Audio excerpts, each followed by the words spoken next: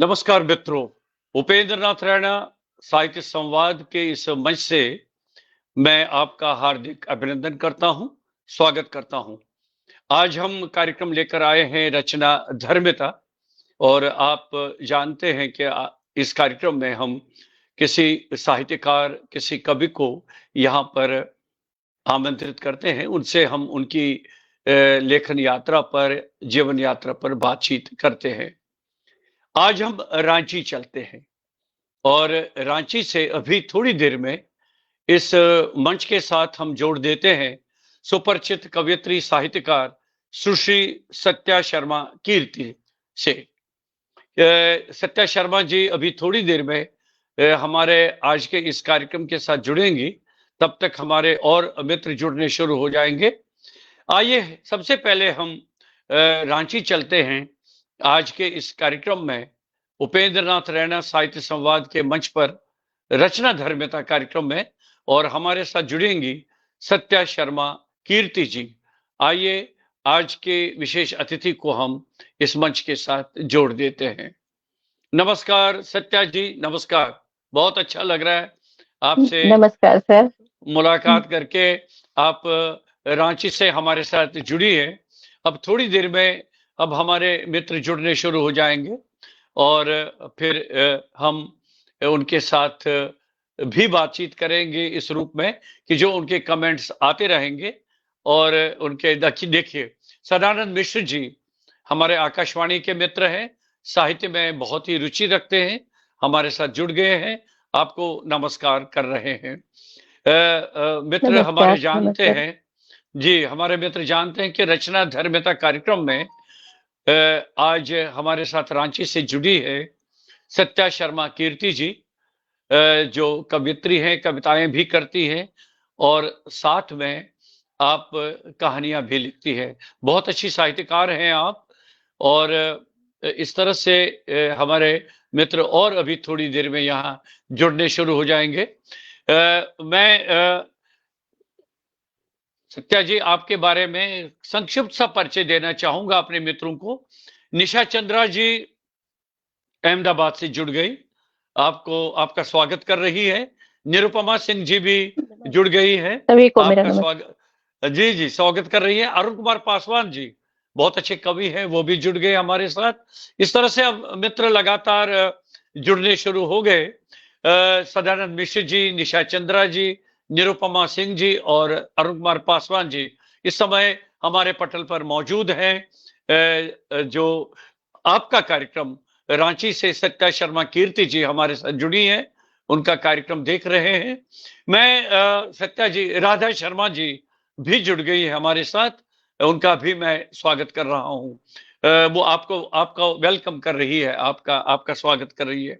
सभी मित्रों, सभी का धन्यवाद। मैं सुश्री सत्या शर्मा कीर्ति जी के बारे में संक्षिप्त परिचय देना चाहूंगा। इस बीच में भानु प्रकाश रघुवंशी जी हमारे से जुड़ गए, बहुत अच्छे कवि हैं, अशोकनगर मध्य प्रदेश से जुड़ गए। तिलकेंद्र अरोड़ा जी हमारे घनिष्ठ मित्र, व्यंग्यकार तिलकेंद्र अरोड़ा जी भी जुड़ गए हैं, आपका स्वागत अभिनंदन कर रहे हैं। महेंद्र कुमार साहू जी, आपका भी बहुत बहुत धन्यवाद, आप हमारे साथ जुड़ गए, आपका नमस्कार कर रहे हैं। मैं मित्रों को आपका संक्षिप्त सा परिचय पहले देना चाहूंगा, उसके बाद फिर हम बातचीत करेंगे।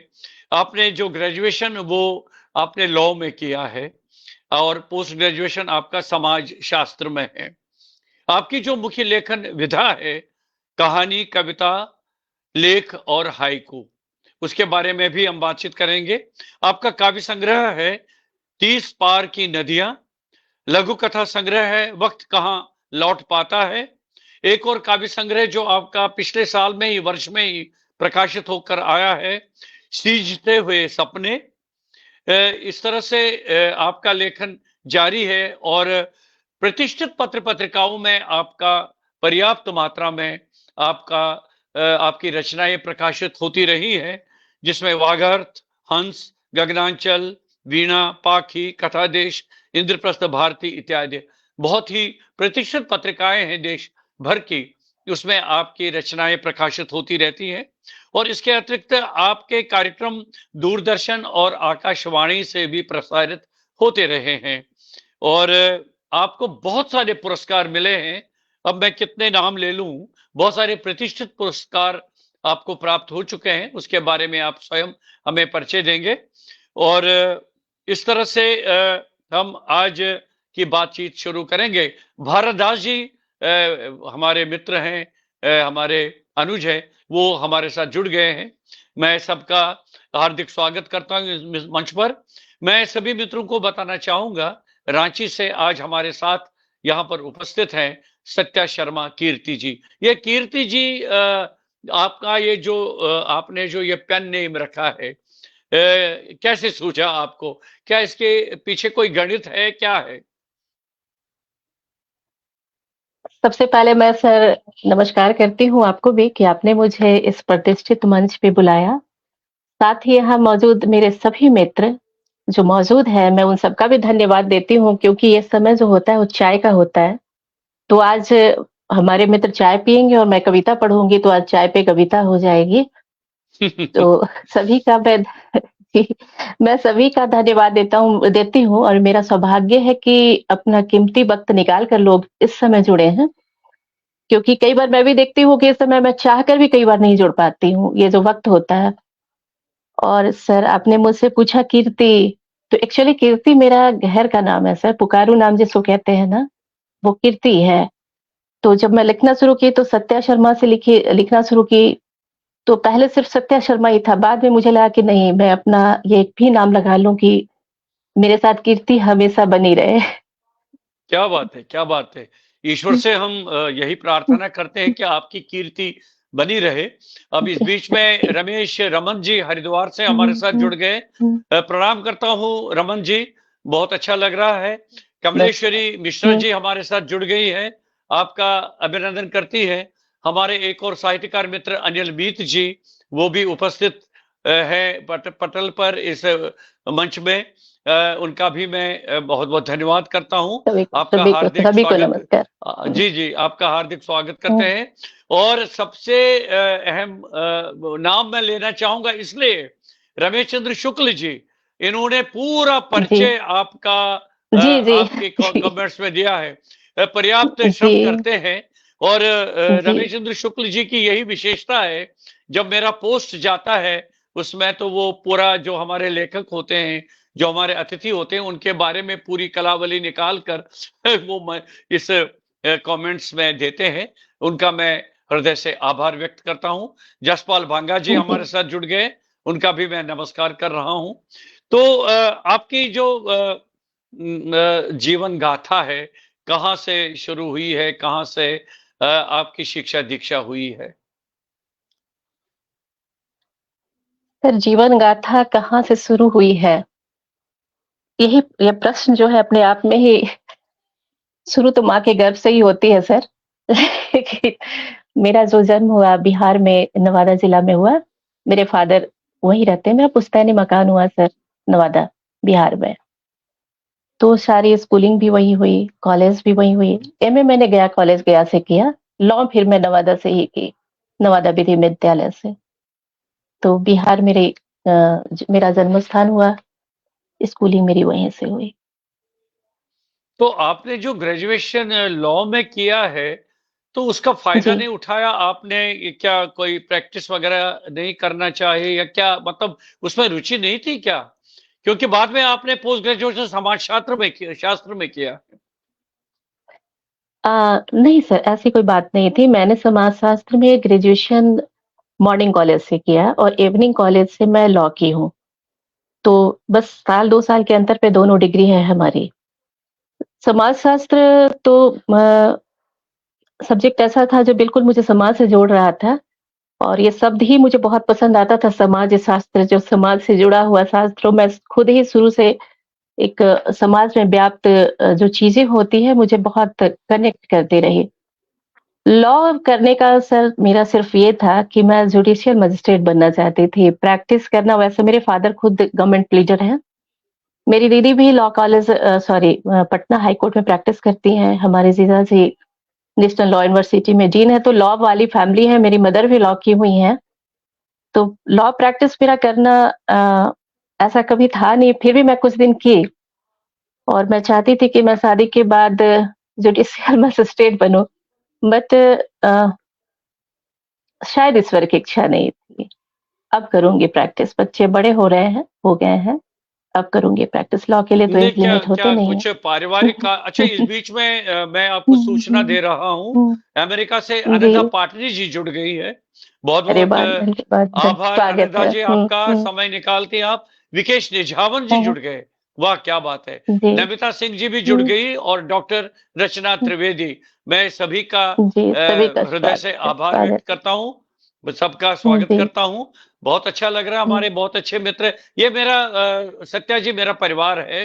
जो लगातार मेरे जी, जी, साथ जी। मुझे हुँ, प्रोत्साहित करते रहते हैं और उन्हीं जी, की वजह से इस पटल की शान है, गरिमा है और जो मेहमान, जो विशेष अतिथि मेरे साथ जुड़ते हैं, तो उन्हीं के हुँ, कारण ये आगे बढ़ता रहता है। अरविंद जी, माधव जी बहुत अच्छे लेखक हैं, वे भी हमारे साथ जी, जुड़ गए स्वागत। हैं। हुँ, तो मतलब विधि का कोई लाभ अभी तक नहीं उठाया आपने, जो आपने लॉ में इतनी शिक्षा, इतना अनुभव प्राप्त किया है। तो क्या जी। शादी के बाद कोई समस्या आ गई कि आप पारिवारिक कारणों से नहीं कर पाई? हाँ, बस वही पारिवारिक ज़िम्मेदारियाँ कुछ थी, मैं नहीं प्रैक्टिस कर पा रही थी और फिर धीरे-धीरे ऐज खत्म हो गया जुडिशियल मजिस्ट्रेट बनने के। उम्र तो रुकी रहती नहीं है, वो तो चलती ही रहती है, इंसान रुक जाता है। तो अब प्रैक्टिस करूँगी, अच्छा अब नहीं मुझे हाँ, मुझे एक हुँ, ये हुँ, उत्सुकता बनी है कि फिर अब जी, लॉ में आपने ग्रेजुएशन किया है, समाजशास्त्र में हुँ, आपने पोस्ट ग्रेजुएशन किया है, ये साहित्य जी। की तरफ क्या कोई परिवार में इस तरह का वातावरण था या कोई ऐसा मित्र मिला आपको जिनके कारण आपको प्रेरणा मिली? सर मैं एक बात कहना चाहूँगी यहाँ पे, मैंने अपने लघु कथा संग्रह में भी इस बात का ज़िक्र किया और कई बार मैं इस बात को कही हूँ कि साहित्य या कोई भी ऐसी विधा, संगीत हो पेंटिंग हो, कोई भी ऐसी विधा व्यक्ति नहीं चुन सकता है। जब तक माँ सरस्वती नहीं चाहती हैं कि वो मेरी सेवा करे तो शायद मैं यही सोच सकती हूँ कि माँ सरस्वती ही चाहती थी कि मैं साहित्य से जुड़ जाऊँ। इसीलिए मुझे उन्होंने अपने अपने निमित्त मुझे चयन किया, मेरा चयन किया और परिवार की बात करूँ तो साहित्यिक परिवेश था हमारे घर में। मेरे पापा काफ़ी पढ़ाते थे और उनके साथ मैं लाइब्रेरी भी जाती थी, वहाँ पढ़ाई करती थी। लेकिन आप ये नहीं कह सकते हैं कि एक साहित्यिक माहौल के सारे बच्चे साहित्य में जाएँगे। हम 4 भाई-बहन थे। मेरी दीदी हिंदी से ही एमए है, बट वो साहित्य में नहीं गई, वो लॉ प्रैक्टिस करती हैं। मेरे 2 भाई हैं, एक आईबी में है, एक रेलवे में है। साहित्य में सिर्फ मैं गई और मेरा सब्जेक्ट साहित्य नहीं था। तो बस यही मैं सोचती हूँ कि शायद ईश्वर की इच्छा थी कि मैं साहित्य से जुड़ जाऊँ। साहित्य से तो ही नहीं, मैं संगीत और पेंटिंग से भी जुड़ी रही शुरू से। नहीं, नहीं, उसके बारे में भी हम बातचीत हुँ, करेंगे, हाँ, आपसे हाँ, कुछ जी। सुनना भी है, हुँ, संगीत के बारे में जी। भी बातचीत होगी। हुँ, अब हुँ, इस बीच में और जी। नाम लेना हुँ, चाहूँगा, हुँ, मेरे बहुत अच्छे मित्र जुड़ते जा रहे हैं। नीलम हुँ, कुलश्रेष्ठ जी। जी संभवतः वो नमस्ते, अहमदाबाद नमस्ते। पहुँच चुकी होगी वापस। अभी पिछले जी, दिनों जी, हमारे साथ जी, थी दिल्ली में 9 तारीख को। उनका मैं स्वागत कर जी। रहा हूँ। राम दुलारी हुँ, शर्मा जी जुड़ गई, बहुत अच्छी कवयित्री हुँ, और समीक्षक हैं। और जी, सब हरगोविंद पुरी जी आप भी अशोकनगर मध्य प्रदेश से जुड़े, आप भी बहुत अच्छे कवि हैं। निर्देश निधि जी, वाह क्या बात है! उनका भी मैं स्वागत करता हूँ। जी, आप बहुत-बहुत सभी हाँ, मित्र हमारे साथ आपका कार्यक्रम देख रहे हैं। अरुण कुमार पासवान जी लगातार जुड़े हुए हैं। तो जी, मतलब फिर आपने ये तय कर ही लिया कि आप कमलेश भारती जी, प्रणाम करता हूँ जी, भारती जी। बहुत प्रणाम। अच्छा लग रहा है आप हमारे पटल से आप जुड़ गए। वो भी हमारे आपका ये कार्यक्रम देख रहे हैं। तो अंततः जी, फिर आपने ये निर्णय कर लिया कि आपको अब साहित्यकारों के समाज में जुड़ना है, उनमें शामिल होना जी, है। तो आपका फिर लेखन कब कैसे शुरू हुआ फिर? क्या शादी के हाँ। बाद ये सब कुछ हो पाया या शादी से पूर्व जब आप अपने वहाँ पर मायके में थी और आपका बाकी कार्य चल रहा था? पहले तो मैं फिर से सभी का धन्यवाद जोड़ दे रही हूँ जो जुड़ रहे हैं निर्देश दी। मैं नीलिमा दी भी जुड़ी है ना शायद? सभी का जी, मैं जी, फिर जी। से धन्यवाद देती हूँ जो नीलम अपना कीमती वक़्त नीलम कुलश्रेष्ठ जी। नीलम दी जी, है। जी। जी, जी, जी। तो मैं फिर से मैं बहुत-बहुत स्वागत और धन्यवाद देती हूँ कि मुझे सुनने के लिए अगर अपना कीमती वक़्त निकाल के आई हैं, तो ये मेरा सौभाग्य है। और मैं ये कहती आपने पूछा कि कैसे मैं साहित्य में जुड़ गई ना सर? तो सर इसका ये हुआ था कि मैं शादी के पहले से ही लिखने लग गई थी और तब बालहंस में मेरी कुछ कविताएँ और कहानियाँ छोटी-छोटी छपती थी और 1-2 मैं कहूँगी छोटी-छोटी पत्रिकाएँ थी सर उसमें छपा करती थी। ये अब शादी के बहुत पहले की बात है, जब मैं बच्चे ही थे, बच्ची थी तो वो छपा करती थी। फिर काफ़ी लंबा गैप हो गया, मैं साहित्य से अलग होके फिर मैं जुडिशियल मजिस्ट्रेट की तैयारी करने लग गई थी। फिर शादी हुई, परिवार है, बच्चे हैं, तो छूटते गया। बच्चे जब थोड़े बड़े हुए, स्कूल जाने लगे, हस्बैंड बाहर चले जाते थे, तो दिमाग को एक खुराक चाहिए, दिमाग तो कुछ चाहेगा ही और मुझे बहुत ज़्यादा गॉसिप और किट्टी और ये सब बहुत पसंद नहीं है, तो मुझे लगा कि नहीं, ये मेरे लिए सबसे अच्छा है कि मैं साहित्य से जुड़ूँ। तब मैं पढ़ने लगी, लिखने लगी। तो हुँ। शुरू-शुरू में किस साहित्यकार को आपने पढ़ना शुरू किया? सर मैं जो लाइब्रेरी में जाकर पढ़ना शुरू की थी, उसमें जैनेंद्र थे, जयशंकर प्रसाद थे, एग्गे क्या थे, बात है! महादेव वर्मा हैं, सूरीबाला हैं, म अमृता प्रीतम है हरिवंश राय बच्चन हैं, प्रेमचंद हैं, मैंने सबको पढ़ा सर शुरू में।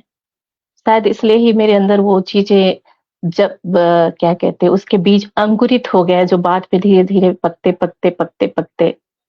पक के निकलने लगे। तो शायद उनके ही जो संस्कार में जो हमारे पुरखे साहित्यकार हैं, जो साहित्यकार हैं, तो उनके ही पढ़े हुए शब्द बीज बन के अंदर थे, जो धीरे-धीरे कहे कि नहीं अब मुझे भी एक शरीर दो और उन्हें जब अपने शरीर की माँग की तो वो मेरे कलम से निकलने लगे। तो शुरुआत कैसे की आपने? कविता से की मतलब अब आपको लगा कि आप लिख सकती हैं और एक सचेत लेखिका बन सकती हैं आप। तो कविता से आपने शुरुआत की या क्योंकि आप लघु कथाएँ भी लिखती हैं, कहानियाँ भी लिखती हैं, तो कहाँ से शुरू किया आपने? लिखने की शुरुआत सर मेरी डायरी से हुई। मैं सबसे पहले डायरी लिखती थी जिसमें दिन भर के थॉट्स होते थे छोटे-छोटे।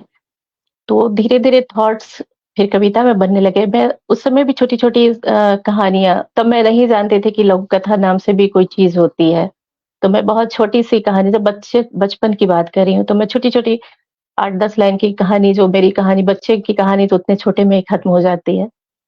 तो कविता, कहानी और शुरुआत बस वही डायरी से हुई, जिसमें दिन भर की घटनाएँ होती थी, छोटे-छोटे थॉट्स होते थे जो मुझे अच्छे लग रहे हैं, बुरे लग रहे हैं, जो घट रही है, बस इस तरह से हुई। तो हाँ, आपका और जो काव्य हाँ, संग्रह है 30 पार की नदियाँ, तो वो ये किस सन में जी, प्रकाशित हुआ है?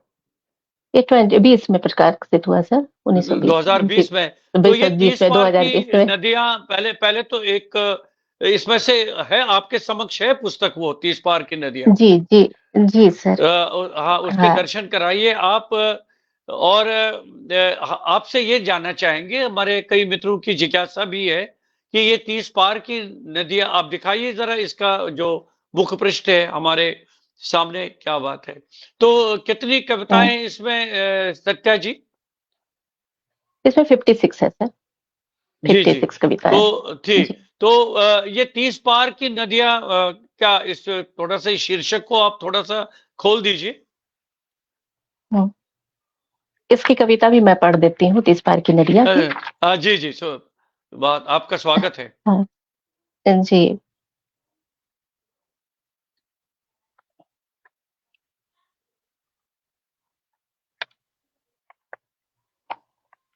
उसके पहले मैं एक दूसरी कविता सुनाना चाह रही थी, लेकिन मैं पहले 30 पार की कविता ही सुनाती हूँ।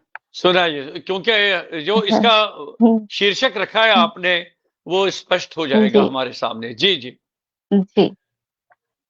उसके अंदर भी बहने लगी है इन दिनों वो नदी, जो अक्सर 30 पार होती लड़कियों में बहने लगती है। उसके अंदर भी बहने लगी है इन दिनों वो नदी जो अक्सर 30 पार होती लड़कियों में बहने लगती है। डरती, घबराती, भयभीत सी, गतिहीन होती नदी की धाराएं भी अब होने लगी है मध्यम। डरती, घबराती, भयभीत सी, गतिहीन होती नदी की धाराएं भी अब होने लगी है मध्यम। वो बहती है बहुत संभल कर। वो बहती है बहुत संभल कर, ढूंढने लगती है उन किनारों को जो उसकी गतिशीलता को स्थिरता में बदल दे। वो क्या बात बहती है! है बहुत संभल कर, ढूंढने लगती है उन किनारों को जो उसकी गतिशीलता को स्थिरता में बदल दे। अब वो नहीं करती अटखेलियां। अब वो नहीं करती अटखेलियां, लेती नहीं हिचकोले, नहीं रखती मनमोहक तरंगों की चाह। अब वो वाह, वाह, नहीं वाह! करती अटखेलियां, लेती नहीं हिचकोले, नहीं रखती मनमोहक तरंगों की चाह। उसकी आतुर धाराएं ताकती है उन किनारों को एक उम्मीद से। उसकी आतुर धाराएं ताकती है किनारों को एक उम्मीद से। हाँ, उसके अंदर की नदी स्थिर होना चाहती है। वाह, वाह, हाँ, वाह, वाह! बहुत उसके बढ़िया, बहुत अंदर अच्छी की कविता है।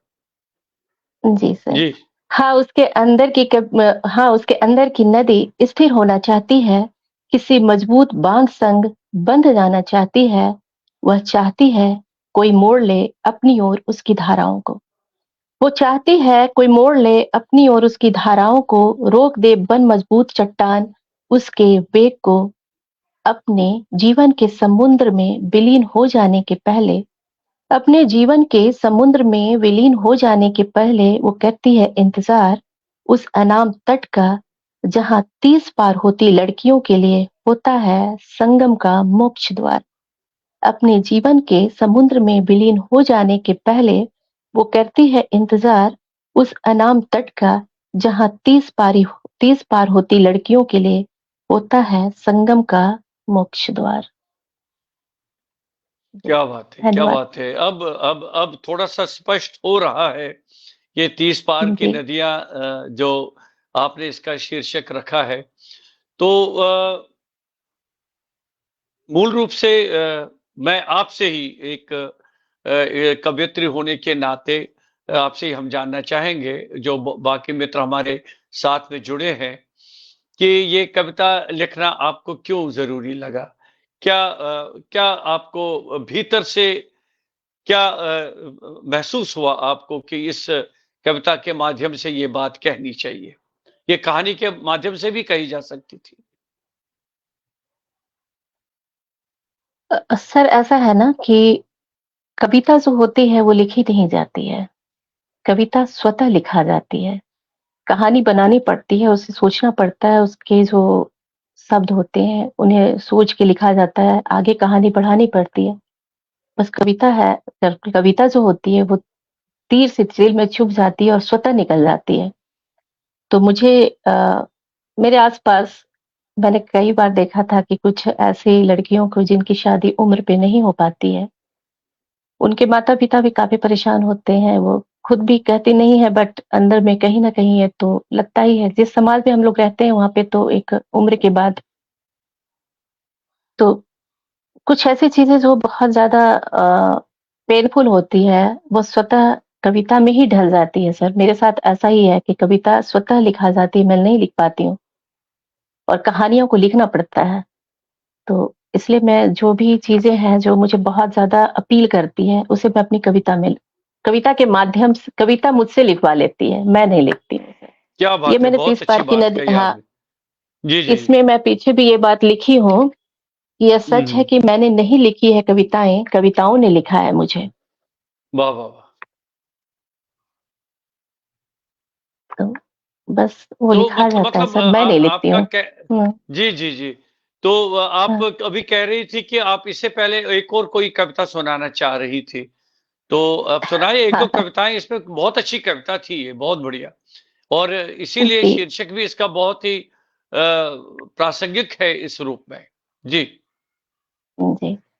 अब मैं इसमें तो कई सारे और मैंने इसे 7 खंडों में बाँटा है सर, ये 7 खंडों की कविताएँ हैं। हर खंड में अलग-अलग मूड की कविताएँ हैं। तो मैं अपने पहले खंड से एक कविता पढ़ रही हूँ। खंड का नाम है मायके की चौखट। ये पहले खंड से मैं पढ़ना चाह रही हूँ। जी, दिख रहा है सर? जी। जी, जी, मैके की बिल्कुल, बिल्कुल, चौखट से। बिल्कुल। जी, जी। जी, मैं उससे एक कविता पढ़ रही हूँ।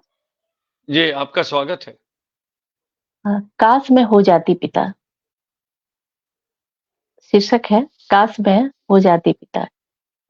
मैं भी कभी पिता होने के उस एहसास को पाना चाहती हूँ।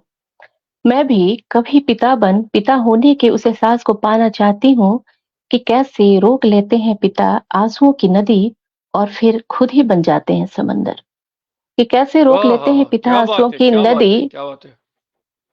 कि कैसे रोक लेते हैं पिता आंसुओं की नदी और फिर खुद ही बन जाते हैं समंदर।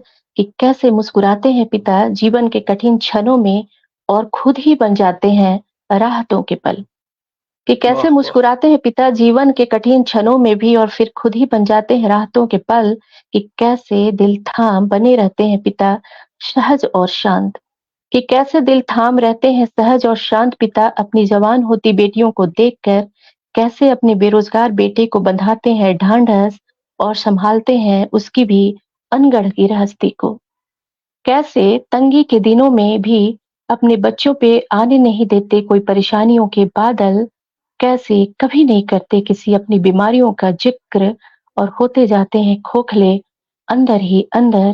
कि कैसे पूरे परिवार से दूर किसी अनजान से शहर में गुजार देते हैं अपनी तमाम उम्र ताकि परिवार के लिए जुटा सके सुविधाओं के दिन। कि कैसे अपनी बेटिया को सौंप देते हैं अजनबियों के हाथों पर उभरने नहीं देते चेहरे पर दर्द के चिन्ह।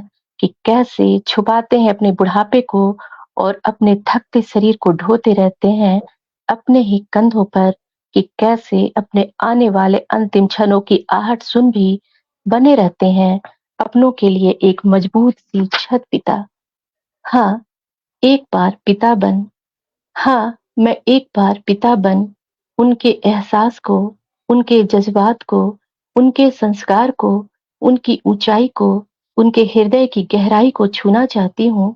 हाँ, एक बार मैं पिता बन उनके एहसास को, उनके जज़्बात को, उनके संस्कार को, उनकी ऊँचाई को, उनके हृदय की गहराई को छूना चाहती हूँ।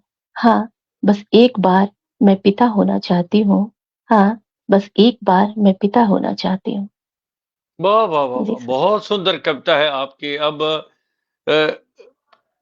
कविता अपने आप में इतनी स्पष्ट है, इतनी विस्तृत तो है, जैसे एक विस्तार है इस कविता में और साथ में खुली हुई है, अपने आप में स्पष्ट कविता है। इसमें हमें किसी डिक्शनरी की आवश्यकता नहीं है, न दिमाग पर बहुत ज़ोर लगाने की आवश्यकता है। सीधे मन को छूती कविता है, स्पर्श करती हुई कविता है, बहुत बढ़िया है। धन्यवाद सर। और हमारे मित्रों के भी जी, बहुत अच्छे कमेंट आते हैं, बाद में आप देख लीजिएगा। लेकिन अधिकांश हमारे मित्रों ने लिखा है कि मार्मिक कविता है, बहुत सुंदर कविता है, मार्मिक चित्रण है और बहुत खूब कविता जी, है, सुंदर कविताएँ हैं। क्या बात है! तो मैं सभी मित्रों का हार्दिक धन्यवाद करता हूँ। इस बीच में भूपेंद्र सिंह रैना जी, जम्मू से हमारे वरिष्ठ कवि हैं और कहानीकार हैं। बहुत अच्छे कविताएँ करते हैं आप भी, हमारे साथ जुड़े हैं, मैं उनका नमस्कार करता हूँ। और इस बीच में आशा जी हमारे साथ जुड़ गए, बीएल आशा जी, उनका भी सर मैं को प्रणाम। नमस्कार करता हूँ। सर, आशा जी, आपका स्वागत है इस मंच पर, बहुत अच्छा। सरोजनी कौशिक जी, वरिष्ठ कथाकार, जी, वरिष्ठ कवयित्री हमारे बीच में जुड़ गई हैं, उनका भी मैं स्वागत करता हूँ। तो इस तरह से फिर ये काव्य संग्रह आपका 2020 में आया है। 20 में। तो जी, फिर एकदम गद्य की तरफ, कहानी की तरफ क्या मतलब पहले से ही रुझान था कि आप कहानियाँ भी लिखेंगी? कथा साहित्य में सर भी पैरेलल आप जी, जी। सर कविताओं के साथ लघु कथाएँ पैरेलल चल रही थी, दोनों साथ-साथ ही चल रहे थे। मैं जितना कविता से जुड़ी थी, उतना ही लघु कथाओं से जुड़ी थी और अगर मैं सच कहूँ तो लघु कथाओं ने ही मुझे एक पहचान दी। कविताओं से ज़्यादा मेरे मेरे दिल के करीब कविताएँ हैं, लेकिन मुझे पहचान लघु कथाओं ने ही दी। और अच्छा सर से भी मेरी जो जान-पहचान है वो लघु कथाओं के कारण ही है, इसलिए मैं लघु कथाओं का लघु कथा शैली का मैं दिल से बहुत धन्यवाद देती हूँ कि उसने मुझे एक पहचान तो दी ही, लेकिन इतने अच्छे-अच्छे लोगों से मेरी मुलाकात करवाई, जो शायद इस सन में संभव ही नहीं था। मेरे मानस पिता के जैसे अच्छा सर हैं, कई लोग हैं जो मुझे अपना स्नेह हमेशा बनाए रखते हैं हमारे सर पर। तो इसलिए मैं लघु कथा का मैं ब जितना शुक्रिया अदा करूँ उतना कम है। और तो जो कहानियाँ लिखती हूँ हाँ जी। आपका आपका पहला संग्रह जो है वक़्त कहाँ लौट पाता है, ये कब जी, प्रकाशित हुआ है आपका? ये वो पिछले है साल पुस्तक प्रकाशित आपके हुआ समक्ष सर। है क्या? वो हाँ सर। पुस्तक अगर है तो उसके दर्शन कराइए। जी, वाह! क्या जी बात है। सर। थोड़ा-सा बीच में ले आइए, वाह! क्या बात है। बहुत अच्छा है इसमें आपने एक घड़ी को दिखाया है, उसके सामने एक जी। स्त्री बिल्कुल खड़ी है। हुँ, तो जी। क्या इस मुख्य आवरण जो मुखपृष्ठ बना है क्या ये हुँ, आपका सुझाव है या और किसी ने आपकी लघु नहीं कथाएँ पढ़कर प्रकाशक बनाया? नहीं प्रकाशक ने प्रकाशक बनाया का है है। सर। जी, नहीं जी, जी आप प्रकाशक का स्वयं हुँ। उसे संतुष्ट है कि जो प्रकाशक ने बनाया है? क्योंकि नहीं, आपकी उन्होंने लघु कई कथाएँ नहीं, नहीं ल जी, उन्होंने लग कई जी, जी। सारी भेजी थी सर, उसमें मुझे ये पसंद आया था। ये प्रकाशक का ही दिया हुआ है और उन्होंने 2-3 भेजा था जो मुझे ये ज़्यादा अच्छा लगा। जी, जी। क्योंकि इसमें जो हुँ, वक़्त शब्द है ना इसलिए शायद संभवतः उसने हुँ, घड़ी दिखाई दी है। जी, तो जी, जी, ये लघु कथाएँ जो आपकी प्रकाशित हुई हैं, तो जी, आपने बहुत एक बात अच्छी कही कि इसी कारण लघु कथाओं के माध्यम से ही आपको बहुत अच्छी पहचान मिली है।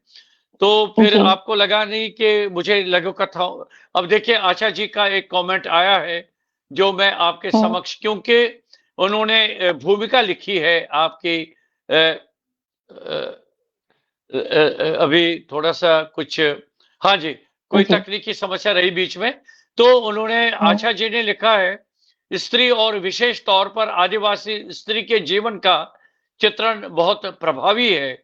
स्त्री को नदी जी। बिंबु में चित्रित करती कविताएँ भी बहुत प्रवाही हैं।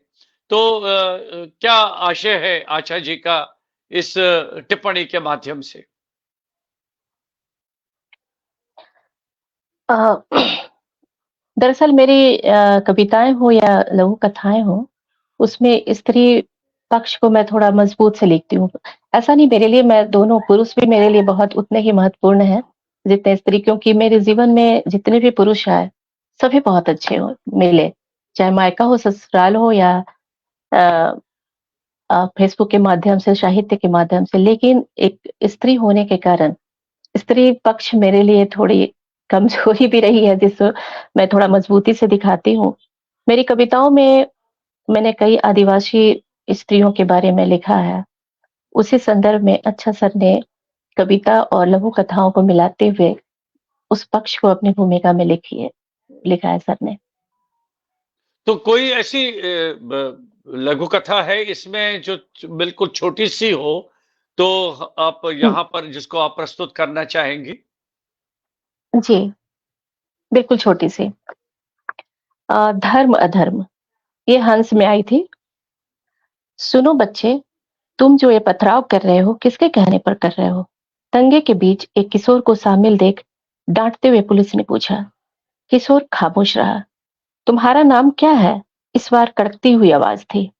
वह फिर भी खामोश रहा। फिर अपनी आवाज को थोड़ा मुलायम बना पुलिस ने पूछा, मंदिर जाते हो? उसने नहीं में सिर हिलाया। मस्जिद? उसने फिर से नहीं में सिर हिलाया। चर्च जाते हो या गुरुद्वारे?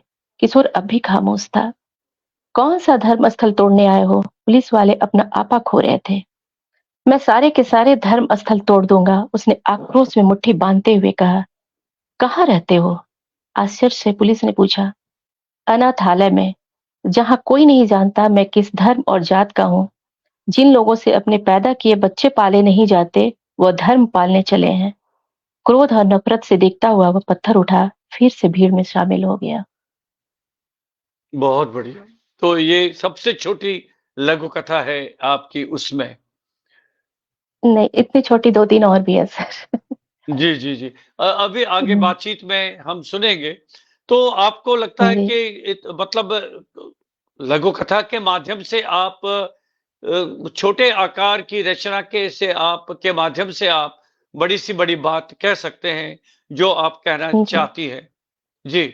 जी, जी, तो मतलब अब जब कहानी आप लिखती हैं तो उसमें विस्तार चाहिए, उसमें पात्र जी, चाहिए, उसमें आपको जी, कथानक चाहिए, तभी आप अपनी बात को अ, खुलकर या स्पष्टता कह सकती हैं। लेकिन लघु कथा में ये कहते हैं ना कि गागर में सागर वाली बात होती है सागर कि एक जी, बिंदु देखा को इतना जी, विस्तार देना होता है कि बड़ा भी ना हो जाए और उसके माध्यम से क्योंकि शुरू-शुरू में लघु कथा पर बहुत ये चर्चाएँ होती रही है, जिसको साहित्य की मुख्य धारा में शामिल नहीं किया जाता था। उसके बारे में क्या विचार हैं आपके? अपने आप में लघु कथा कितनी सशक्त विधा है, जिसका होना बहुत ज़रूरी था? जी सर, लघु कथा एक ऐसी विधा है, जो सिर्फ़ कहने के लिए लघु है। वो एक बिल्कुल बड़ी विधा है, जिसमें आप बड़ी से बड़ी बात को भी बिल्कुल छोटे में कह सकते हैं। देखन में छोटन लगे घाव करे गंभीर वाली बात होती है लघु कथा में और एक एक ऐसी चीज़ है जो आप चलते-फिरते ट्रेन में भी बैठे हैं, तो छोटी-छोटी कहानियों के माध्यम से आप बड़ी-बड़ी बातों को कह देते हैं। लेखक जो होते हैं जो जिसको अगर हम कहानी कह रहे हैं, 5 पेज, 6 पेज, 7 पेज पे अपनी बात खत्म होती है। कई बार लोगों के पास उतना पेशेंस भी नहीं होता, उतना वक़्त भी नहीं होता है। लेकिन जो समाज में घटनाएँ घटित हो रही है, जो हमें पब्लिक के बीच में लाना है, तो हम उत या तो वो समाचार में न्यूज़पेपर के माध्यम से हो या कहानियाँ के माध्यम से, तो कहानियों में वक़्त उतना सीरियस मुद्दे को लोग कहानियों में पढ़ना भी नहीं चाहते हैं। तो जो समस्याएँ हैं, जो समाज में व्याप्त कुरीतियाँ हैं या जो गंभीर समस्याएँ हैं, जिन्हें हम पाठकों का ध्यान आकर्षित करना चाहते हैं, उसके लिए लघु कथा सबसे अच्छी विधा है।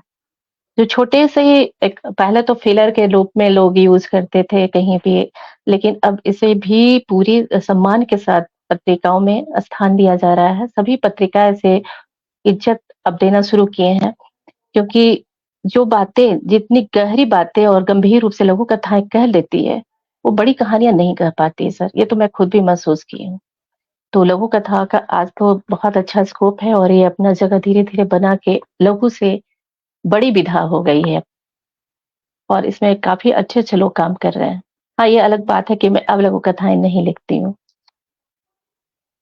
जी। आपने जो कानून में जो आपने ग्रेजुएशन किया है हाँ, और फिर उसके बाद पोस्ट ग्रेजुएशन आपने समाज हाँ। शास्त्र में किया है, तो आप व्यक्तिगत अनुभव क्या है आपका? उसका कितना प्रभाव पड़ा है आपके लेखन पर और कितनी मतलब परोक्ष या प्रत्यक्ष रूप से कितनी सामग्री मिली है आपको अपने लेखन के लिए? दोनों विधाएँ जो लघु कथा सॉरी, सॉरी लॉ जो है, वो पढ़ने से ज़्यादा तो मैं सर उस घर में जी रही थी। मेरे फादर खुद लॉयर थे, हैं अभी जीवित है बट प्रैक्टिस अब नहीं करते हैं। तो लॉ पढ़ने से ज़्यादा तो मैं लॉ को महसूस कर रही थी। हमारे घर में क्लाइंट्स आते थे, तो आवाज़ें घर के अंदर भी आती थी। मैं बहुत कुछ सुनती थी कि क्या बातें होती हैं, क्या चीज़ें समाज में हैं। तो नेचुरली उस समय तो मैं बच्ची ही थी, तो नेचुरली वो दिमाग में भरता चला गया कि ऐसा भी समाज में हो रहा है, जो नहीं होना चाहिए या क्या सही है, क्या गलत है। समाजशास्त्र भी वैसे ही मिलते-जुलते चीज़ था कि समाज में जो भी समस्याएँ हैं, समाजशास्त्र के माध्यम से भी मैं समाज को बहुत करीब से देख रही थी। तो नेचुरली वो तो लेखन में आ ही है, लेकिन मुझे नहीं लगता है कि किसी जैसे अब मैं आपका सुन रही थी कि आप साइंस के स्टूडेंट होते भी साहित्य में हैं, चाहे मनीषा जी साइंस के स्टूडेंट होते हुए भी साहित्य में हैं। कई ऐसे लोग हैं जो साहित्यिक साइंस के स्टूडेंट हैं, तो साहित्य में आने के लिए किसी सब्जेक्ट का उतना महत्वपूर्ण मायने नहीं रखता है। मायने रखता है कि आपका दिमाग कितना खुला है, आप कितने छोटी-छोटी चीज़ों को पकड़ पाते हैं या आप उसे व्यक्त कर पाते हैं अपने मनोभाव को कि जो सामने वाला भी पढ़ ले और समझ सके। इसीलिए आप मेरी जो कहानी पढ़ेंगे या कविता पढ़ें या लघु कथा पढ़ें, मैं अपनी भाषा को बहुत सरल रखती हूँ। मैं ऐसे शब्द कभी यूज़ करने की कोशिश नहीं करती हूँ कि जिसके लिए डिक्शनरी लेनी पड़े या सोचना पड़े या ठहरना पड़े कि मैं क्या कहना चाह रही हूँ। क्योंकि मैं लिखती उसी के लिए हूँ, जो बिल्कुल साधारण एक रिक्शा वाला भी जो चाय की टपरी में बैठ के भी पढ़ ले और वो खुद को मेरे लेखन से जुड़ा हुआ महसूस करे, कि हाँ, शायद मैं उनके लिए लिखी हूँ। और अगर मैं कहूँ एनवायरनमेंट की बात तो जो लॉ और सोशियोलॉजी का एनवायरनमेंट है, शायद उसका ही प्रभाव रहा कि मैं ज़्यादा प्रेम, ज़्यादा इस तरह का नहीं लिख पाती हूँ। मेरे जो भी आप कविता पढ़ें, कहानी पढ़ें, लघु कथा पढ़ें, उसमें सामाजिक समस्याएँ ज़्यादा होती हैं, प्रॉब्लम्स ज़्यादा होते हैं। मैं काफ़ी कम कहानियाँ लिखी हूँ, लेकिन सारी कहानियाँ कोई एसिड अटैक पर है, कोई डायन विधा पर है, डायन प्रॉब्लम्स पर है, कोई ट्रांसजेंडर पर है। तो सब अलग-अलग जो समाज में प्रॉब्लम्स होते हैं, सामाजिक समस्याएँ हैं, वो मेरी कहानियों, कविताओं के माध्यम से आती है, तो शायद वो मेरे पढ़ाई का ही रहा होगा, मैं सोचती हूँ क्योंकि मैं प्रेम काफ़ी कम लिखती हूँ। मेरी कविताओं में उछल-कूद आप प्रेम और सुख खोजेंगे तो शायद कम मिलेगा, दुःख, तकलीफ और समस्या ज़्यादा दिख जाती है। खैर ये तो आपका व्यक्तिगत हुँ, वो हुँ, आपकी हुँ, राय हुँ, है, आपका हुँ, व्यक्तिगत वो हुँ, हुँ, चयन है हुँ, कि विषय जी, कौन-सा लेंगे, आप किस पर ज़्यादा आप हुँ, केंद्रित करेंगे। आशा जी का हुँ, एक जी, और कमेंट मैं यहाँ आपके समक्ष रखना चाहता हूँ। उन्होंने कहा कि लघु कथा में काँटा चुभता है, निकल भी जाता है, हुँ, पर मार का हुँ, एहसास बना रहता है। बिल्कुल, ये जी, उनकी जी, जी, व्याख्या बहुत अच्छी है जी, कि ये बहुत काँटे जी, की तरह चुभता है और बाद में उसका हुँ, एहसास होता है कि इतने छोटे से काँटे में जो चुभन आई है, उसका अर्थ क्या जी, है? उसका एहसास क्या है? वो तो स्वाभाविक है। हम फिर आपकी कविताओं की तरफ लौटना चाहते हैं। तो आपका जो जी, पिछले ही वर्ष 2023 में सींचते हुए जी, सपने काव्य संग्रह हुँ, प्रकाशित हुआ है। पहले उसके जी, दर्शन कराइए। तो हुँ। इसमें पहले ये बताइए वाह, वाह, वाह! बहुत अच्छा मुखपृष्ठ इसका बना हुआ है। तो ये शीर्षक आपने क्यों रखा है इसका? इसकी पृष्ठभूमि बताइए। सर सींचना मतलब तो कई बार कई लोगों को पता नहीं होता। सींचना कहते हैं जैसे झारखंड में कहते हैं कि भात सीज रहा है। चावल जब धीरे-धीरे पकता है, कोई भी चीज़ जो धीरे-धीरे पकता है, तो उसको सींचना कहते हैं। हुँ, हुँ, तो हुँ। कविताओं हाँ, तो सपने कविताओं में जो है मेरे जो सपने हैं वो धीरे-धीरे सीज रहे हैं, सीज कर पक रहे हैं। तो वही है सींचते हुए सपने, कविताएँ धीरे-धीरे सींच कर पक रही हैं। इसलिए मैंने लिखा सींचते हुए सपने। तो इस शीर्षक पर भी कोई कविता इसके भीतर है क्या? नहीं, सींचते हुए सपने पे नहीं है। नहीं है। तो नहीं। अच्छा इस संग्रह के बारे में हम बात करेंगे, लेकिन पहले 1-2 कविताएँ इसमें सुनना चाहते हैं हम। और हमारे मित्र लगातार जुड़े हैं, पल्लवी कौशिक जी भी हमारे साथ जुड़ गई हैं और बहुत सारे मित्र निशा चंद्रा जी लगातार जुड़ी हैं, भारत जी। दास जी भी। तो कोई 1-2 कविताएँ सुनाइए आप इस संग्रह में से। इसे कि तीस पार की नदियाँ से एक और सुनाती हूँ सर, फिर इसे जी, जी। सुनाती नो हूँ। इस बीच में नूतन हुँ, यादव जी भी जुड़ गई हैं। नूतन जी बहुत-बहुत हुँ। धन्यवाद आपका। जी।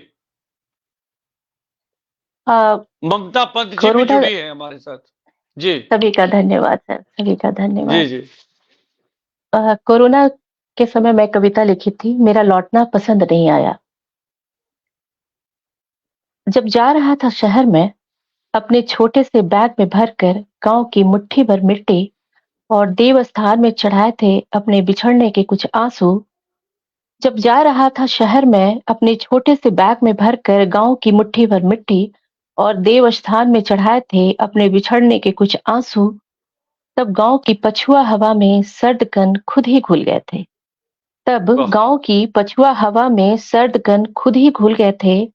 उसरा पर फैली तीखी धूप बादलों के पीछे छिप गई थी।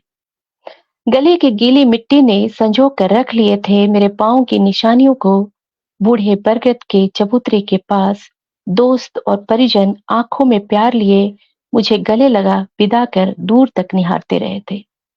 बूढ़े बरगद के चबूतरे के पास दोस्त और परिजन आंखों में प्यार लिए मुझे गले लगा दूर तक निहारते रहे थे। बड़े से शहर में अपनी औकात से छोटी नौकरी और दबड़े सी खोली में घर बनाने की जद्दोजहद करता रहा मैं। पर अब एक वायरस के प्रकोप से बेरोजगारी का बोझ अपने कंधे पे लिए लौट रहा हूँ।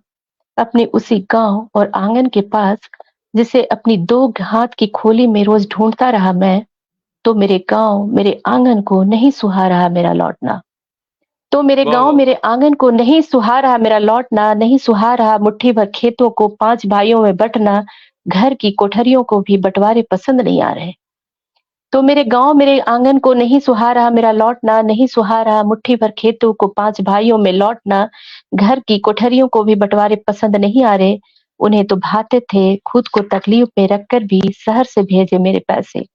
उन्हें भाते थे शहर से भेजे मेरे अनेकों उपहार, पर उन्हें नहीं भाया मेरा खुद का लौटना। पर उन्हें वाह नहीं वाह, क्या भाया बात है। मेरा खुद का लौटना, उन्हें नहीं भाया भरे हुए चबूतरे पर एक और जगह बनाना। उन्हें नहीं भाया मेरा खुद का लौटना, उन्हें नहीं भाया भरे हुए चबूतरे पर एक और जगह बनाना, और इस तरह अपनों के बीच ही बेगाना हो गया मैं। और इस तरह अपनों के बीच ही बेगाना हो गया मैं। बहुत अच्छी कविता, बहुत अच्छी। ये कोरोना काल में ही लिखी आपने या जी, बाद में? जी। नहीं, नहीं, उसी समय, उस समय मैं काफ़ी कुछ लिखी थी सर कोरोना के समय में। उसी से जी, जी। उसमें ही लिखी हुई कविता है। नहीं, जी, उस वक़्त और तो मैं अभी हाँ, बहुत सारी रचना कोरोना काल के दौरान हाँ। बहुत जी, जी। सृजन हुआ है रचनाओं का, वो जी, चाहे वो जी। कविताएँ हो हुँ, या कहानियाँ इत्यादि, बहुत कुछ लिखा गया है उन दिनों। तो जी, जी, मैं आपसे थोड़ा-सा समय और चाहूँगा। इस बीच में जी, हमारे साथ दिलीप कुमार जी भी जुड़ गए हैं और हमारे साहित्यकार मित्र डॉक्टर सुधाकर अदीब लखनऊ से वे भी जुड़े, उनका भी मैं स्वागत करता हूँ। आपकी कविता के बारे में कह रहे हैं, कविता भावबोध भरी है और साथ में युवराज शर्मा जी उनका भी मैं स्वागत करता हूँ। वे भी हमारे साथ जुड़ गए हैं, बहुत अच्छा लग जी रहा सर। है। सर, अब देखिए कितने जी, सारे मित्र हैं, पंकज पुष्कर जी हमारे साथ जुड़े हुए हैं। कह रहे हैं जी, कि रांची से है वो। संवेदना को हुँ, हुँ, स्वर हुँ, देती हुई सी हुँ, रचना। जी, जी। बहुत-बहुत जी, धन्यवाद। मैं सभी हुँ, मित्रों का पुनः हार्दिक हुँ, स्वागत करता हूँ और बहुत सारे मित्र हमारे साथ अभी भी लगातार जुड़े हुए हैं। तो मैं जी, चाहता हूँ कि आप एक और कविता सुनाइए इसमें। ये कविता जो कोरोना जी, काल में आपने लिखी थी बहुत अच्छी, बहुत ही सहजता और इसका प्रवाह इतना सुंदर है, प्रवाहमय कविता है और एकदम इसकी इसका जो भाव बोध है, इसका जो भावभूमि है, एकदम स्पष्ट होती हुई जी, हमारी आँखों के सामने आ रही है। बहुत अच्छी कविता थी जी, ये सत्या जी। योगेश त्रिपाठी जी जी, हमारे जी, नाटककार मित्र धन्यवाद हैं, सर। वो भी जुड़ गए हैं। आपको नमस्कार कर रहे हैं। जी, सुनाइए। जी, ये मैं सींचते हुए सपने से सुना रही हूँ सर। जी, जी, वो सुनाइए, पहले मैं आपका स्वागत 30 है। पार की नदियाँ, अभी तक मैं 30 पार की नदियाँ से सुना रही थी, अब इसे सुनाती हूँ। जी, जी, धर धरती उदास है। क्या बात है। धरती भी फूलती है खुशियों से, जब फूल कर पकते हैं अनाज खेतों में। धरती भी फूलती है खुशियों से, जब फूल कर पकते हैं अनाज खेतों में। धरती भी सींचती है जब सींचता है भात। सींचते हुए सपने सर किताब का भी नाम है। और वो हाँ, हाँ, बिल्कुल। जुड़ गया, जी, जुड़ गया। धरती भी सींचती है जब सींचता है भात। धरती भी मुरझा जाती है जब मुरझा जाते हैं अपनों के बीच प्रेम भरे रिश्ते। धरती भी मुरझा जाती है जब मुरझा जाते हैं अपनों के बीच प्रेम भरे रिश्ते। धरती भी हो जाती है ठंडी जब ठंडे हो जाते हैं घरों के चूल्हे। धरती भी क्या हो बात है, जाती है क्या बात है। ठंडी धरती भी हो जाती है ठंडी जब ठंडी हो जाते हैं घरों के चूल्हे। धरती भी जलती है अंतिम क्रिया पर जब धधकती है आग। धरती भी जलती है जब अंतिम क्रिया में धधकती है आग। पर धरती के पूरे शरीर पर उग आते हैं भयंकर फोड़े। पर धरती के पूरे शरीर पर भर आते हैं भयंकर फोड़े, जब युद्ध की विभीषिका में सुलगने लगता है पूरा संसार। क्योंकि धरती सिर्फ धरती नहीं होती, क्योंकि वाह, वाह, वाह! धरती सिर्फ धरती नहीं होती, वो तो होती है एक घर जिसमें बसते हैं सभी जीव, निर्जीव। क्योंकि धरती सिर्फ धरती नहीं होती, वो तो होती है घर जिसमें बसते हैं सभी जीव, निर्जीव। घर चुपचाप है इन दिनों, क्योंकि धरती उदास है। घर चुपचाप है इन दिनों, क्योंकि धरती उदास है। बहुत अच्छी कविता, बहुत बढ़िया, बहुत बढ़िया। बहुत अच्छी कविता, बहुत अच्छी कविताएँ आप बहुत अच्छी लिखती धन्यवाद, हैं। ख़ैर लघु कथाएँ भी धन्यवाद। अभी तो हमने एक ही सुनी है। आगे अगर जी, समय हमें अनुमति देता है ज़रूर तो सर। एक और लघु कथा सुनेंगे। जी, लेकिन जी, कविताएँ आपकी बहुत बहुत अच्छे सदानंद मिश्र जी उनको धन्यवाद। बहुत पसंद हुँ, आई। बेहतरीन कविता कहते हैं धन्यवाद, और धन्यवाद सर। डॉक्टर सुधाकर अदीप जी बहुत-बहुत धन्यवाद। ये मेरा दायित्व है हुँ, कि सत्या शर्मा जैसे रचनाकार को मैं आपके समक्ष प्रस्तुत करूँ और उनके ही मुख से उनकी कविताएँ सुने, ये मेरे लिए भी बहुत ही सौभाग्य की बात है और इस मेरा पटल सर। को और गरिमा मय बनाता है आपका आपकी उपस्थिति बहुत अच्छा। तो हुँ, मुझे एक चीज़ बताइए, अब देखिए अब कविताएँ भी लिखती हैं, आप लघु कथाएँ भी लिखती हैं, लेकिन आप जी, व्यक्तिगत रूप से आपको क्या लग रहा है कि जो आप कहना चाह रही हैं, जो आप के कहने की जो शैली है और क जो आपकी जो संवेदना जिसको हम कहते हैं, लेखिकीय संवेदना, तो वो हुँ। किस विधा में आपको सहजता महसूस होती है? सर मेरा तो ये कहना है कि मैं कविता में ज़्यादा खुद को सहज महसूस करती हूँ। लेकिन कई चीज़ें जो होती हैं ना, आप कविता में नहीं कह पाते हैं, क्योंकि बहुत ज़्यादा लंबी आप कर नहीं सकते हैं कविता को। 1 मिनट कविता है सेल्समैन जो काफ़ी लंबी बहुत लंबी तो नहीं कहेंगे बट लंबी है। लेकिन उसी सेल्स पर मैं जब कहानी लिखी तो खुद मेरी आँखों में आँसू आ गए थे, अपनी ही कहानी को पढ़कर। वो अभी कहानी यहाँ मौजूद नहीं है, वो कविता है।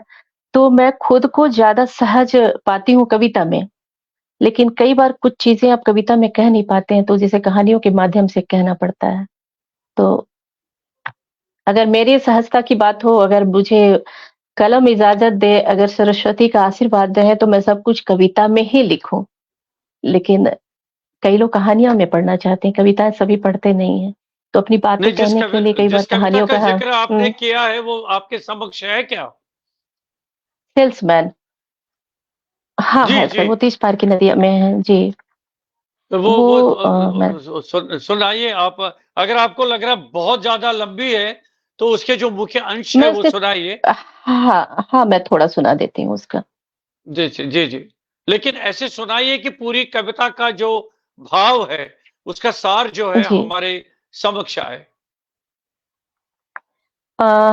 देखती हूँ सर शायद आ जाए उसमें बट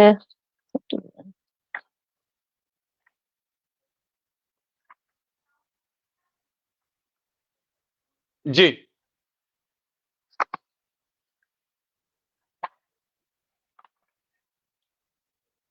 वो घर तो जाने कहाँ गुम-सा हो गया मैं वो घर तो जाने कहाँ गुम-सा हो गया, जिसे बनाने के लिए जाने कितने सपने देखे थे मैंने।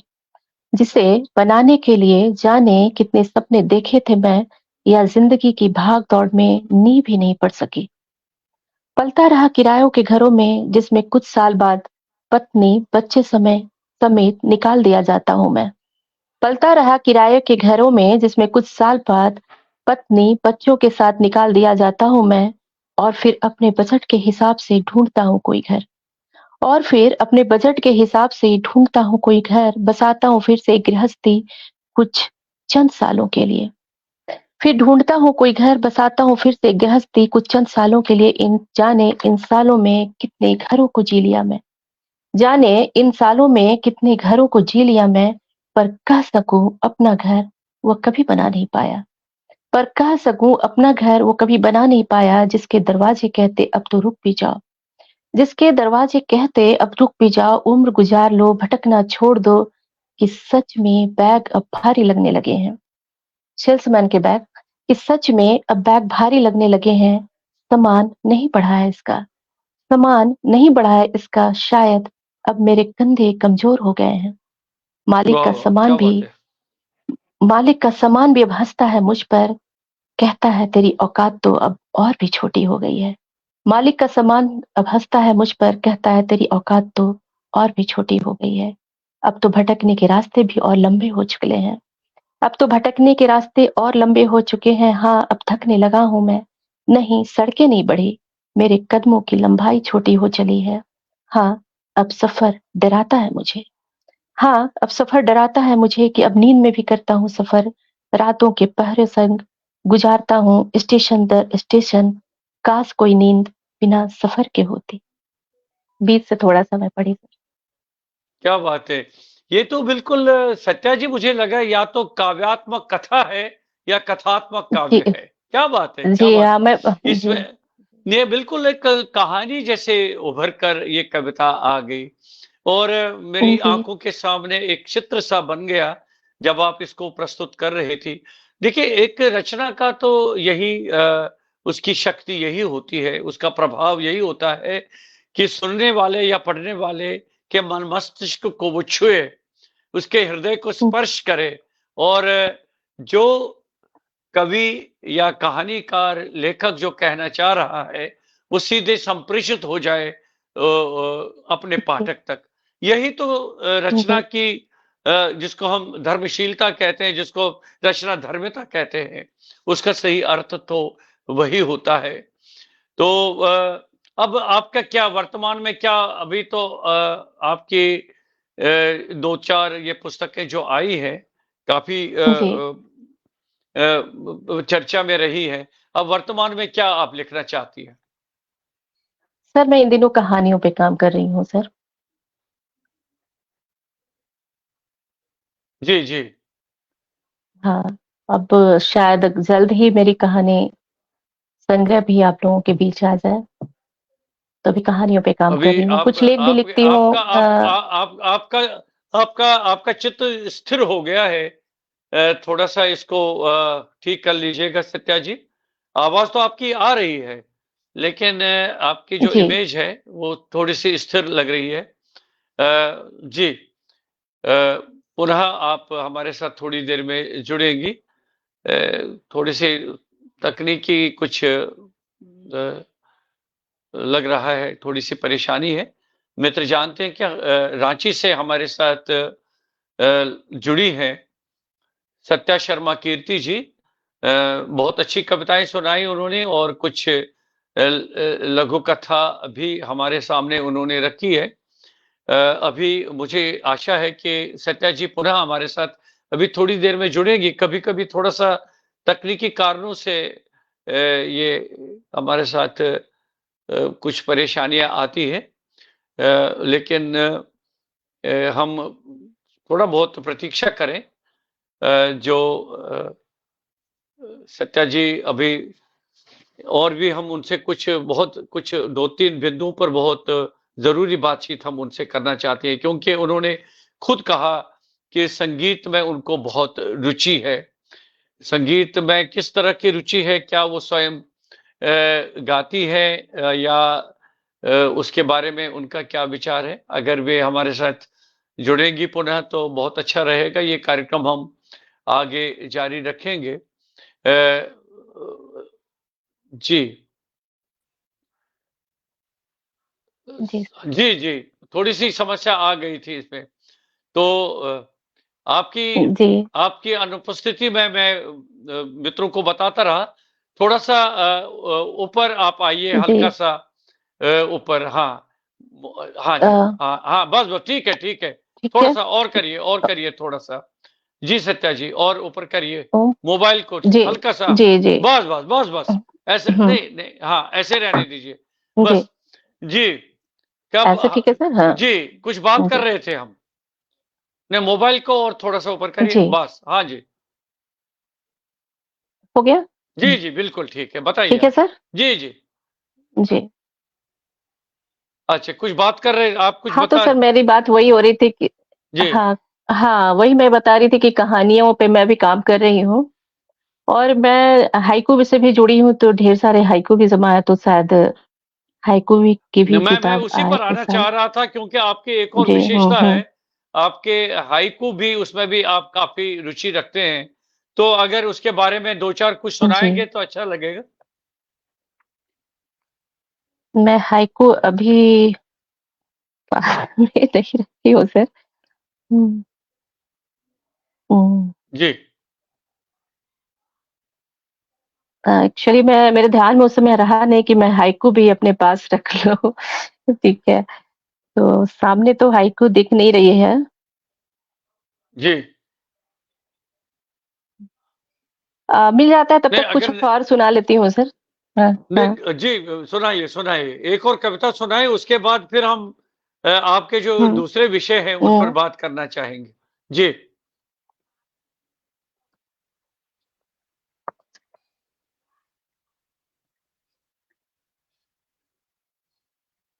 कई बार गिर जाना अच्छा होता है। वाह, वाह! किस कई संग्रह में बार से है ये? गिर जाना भी सींचते हुए सपने, इससे जी, जी, ऊपर। जी, सुनाइए। जी, जी, सुनाइए, सुनाइए। जी।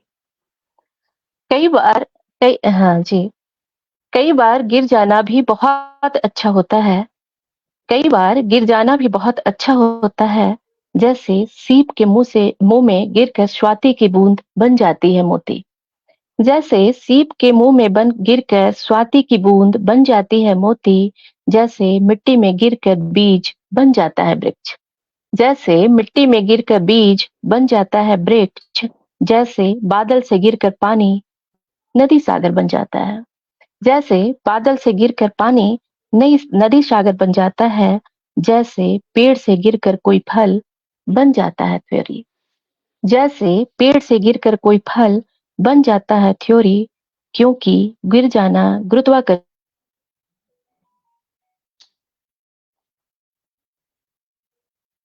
फिर कुछ तकनीकी समस्या आ गई है सत्या जी के साथ अ, वाईफ़ाई की कुछ समस्या लग रही है।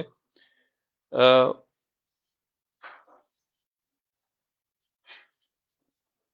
फिर पुनः वो हमसे इनका कनेक्शन कट गया है। हम कोशिश करेंगे जी। पता नहीं क्यों ये ज तंग करने लग गया डेटा भी। ये जी। वाईफ़ाई में आपकी समस्या आ रही है, वाईफ़ाई में आ रही है। आप सुनाइए, सुनाइए। हाँ, वाई-फाई में हाँ। ये पता नहीं मैं कहाँ तक आप सुन पाए? आप सुनाइए, सुनाइए। जी। कई बार गिर जाना अच्छा होता है। जैसे सीप के मुँह पे गिरकर स्वाति की बूँद बन जाती है मोती, जैसे मिट्टी में गिरकर बीज बन जाता है वृक्ष, जैसे बादल से गिरकर पानी नदी सागर बन जाता है, जैसे पेड़ से गिरकर कोई फल बन जाता है थ्योरी।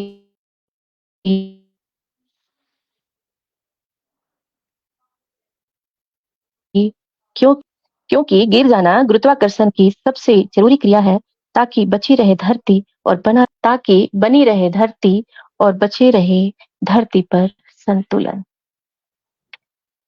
बहुत बढ़िया, बहुत अच्छा वाईफ़ाई में कुछ थोड़ी-सी समस्या आ रही है आपकी। मैं एक दूसरी तो जी कविता पढ़ती हूँ। मैं बह जाना चाहती हूँ। न आप एक नदी जी, जी। हमेशा ही बहती रही मेरे अंदर, मुझ में ही समाहित, मुझसे ही अलग। एक नदी हमेशा ही बहती रही मेरे अंदर, मुझ में ही समाहित, मुझसे ही अलग। मैं नदी के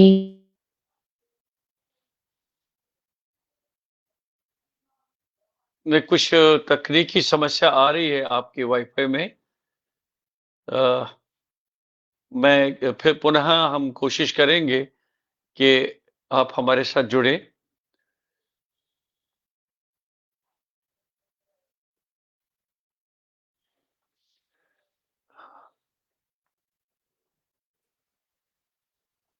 जी, जी। तो आप सत्या जी कविता रहने दीजिए आप क्योंकि ये बार-बार वाईफ़ाई जा रहा है। अच्छा मेरी एक और जिज्ञासा है हुँ। आपने कहा था संगीत में आपकी बहुत रुचि है। तो क्या एक बार कुछ पापा को तो भगा देना। तालीम पापा को टेप भगा जी। जी, जी। जी। जी, आपने संगीत की बात कही थी हुँ। कि संगीत में भी रुचि है आपकी। हाँ सर, मैं जी। जी, जी। जी, सर संगीत के साथ मैं पेंटिंग में भी मैं बचपन में संगीत सीखा करती थी, तो बहुत लंबा तो नहीं सीख पाई, थोड़ा तबला सीखी थी, थोड़ा वोकल म्यूज़िक सीखी थी। पेंटिंग मैं करती थी। और आप बड़ों का ये आशीर्वाद है कि शायद मैं पहली बिहार की लड़की हूँ जिसका लिम्का बुक में नाम आया था, म्यूरल वर्क के लिए। तो पेंटिंग के साथ थोड़ा मैं जी, म्यूरल जी। वर्क वगैरह भी किया करती थी। संगीत में भी मैंने बहुत लंबी तो नहीं, लेकिन इतनी तालीम ले ली थी कि मैं कुछ अच्छा गा लेती थी और और तबले पे संगत कर लेती थी साथ में। चलिए बहुत अच्छा लग रहा है कि अब इतनी देर में जो मित्र हमारे साथ जुड़े रहे, उनके लिए कुछ कहना चाहेंगे आप?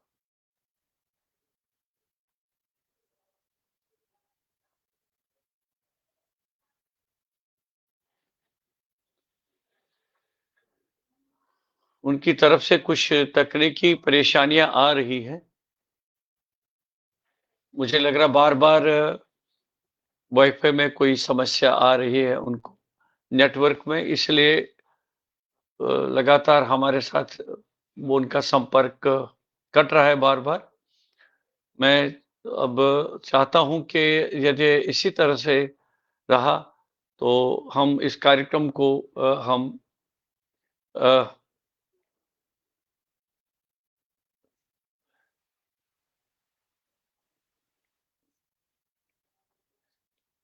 है कुछ समस्या है। आज नेटवर्क बंद है, कहीं पर आ रहा है, नेटवर्क की समस्या आ रही है। तो सत्या जी अगर मेरी आवाज़ आप तक आ रही है, तो हम कार्यक्रम यहीं पर समाप्त करते हैं क्योंकि आपके नेटवर्क में काफ़ी परेशानी आ रही है। यदि वो हमारे साथ जुड़ गई फिर से तो मैं कोशिश करूँगा। मित्रों अ, ये तकनीकी मामला है इसमें हम ज़्यादा मदद नहीं कर सकते हैं, कह नहीं सकते हैं कि लेकिन देखते हैं अगर पुनः उनसे संपर्क हो पाया लेकिन है अभी पुनः कुछ तकनीकी परेशानियाँ आ रही हैं। तो बार-बार सत्या जी बार-बार ये कुछ परेशानी आ रही है इसमें। सर आ रही है मेरी मेरी आवाज़ तस्वीर? आ रही है लेकिन हेलो, नेट में कुछ अभी ज़्यादा हेलो। परेशानी आ रही है। हाँ, हाँ जी। तो मेरी आवाज़ आ रही है श आपको? शायद अब ठीक हाँ, शायद अब ठीक हो जाएगी सर, शायद अब ठीक हो जाए। नहीं, बहुत मुश्किल है अब लग रहा है। मैं कह रहा कि जो मेरी मित्र तस्वीर आ हमारे रही है साथ क्या? जुड़े रहे बहुत हेलो? है नहीं नेटवर्क में बहुत अच्छा प्रेज़ेंटेशन नहीं हो रहा है। तो जो मित्र हमारे साथ जुड़े रहे उनके लिए 2 शब्द कहना चाहेंगे आप?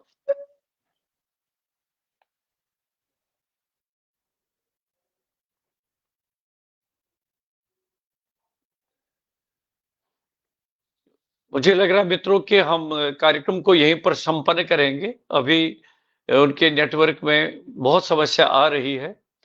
तो इस तरह से जो मित्र हमारे साथ लगातार जुड़े रहे, मैं उनका आभार वे लगातार इस कार्यक्रम के साथ जुड़े रहे और आज रांची से हमारे साथ जुड़ी थी सुश्री सत्या शर्मा कीर्ति जी, जो मूल रूप से कवयित्री और साहित्यकार हैं और साथ में उनकी रुचि कुछ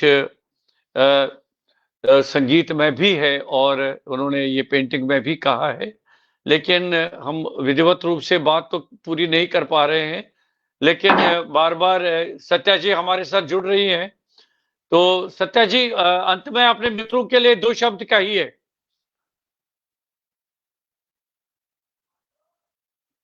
जी।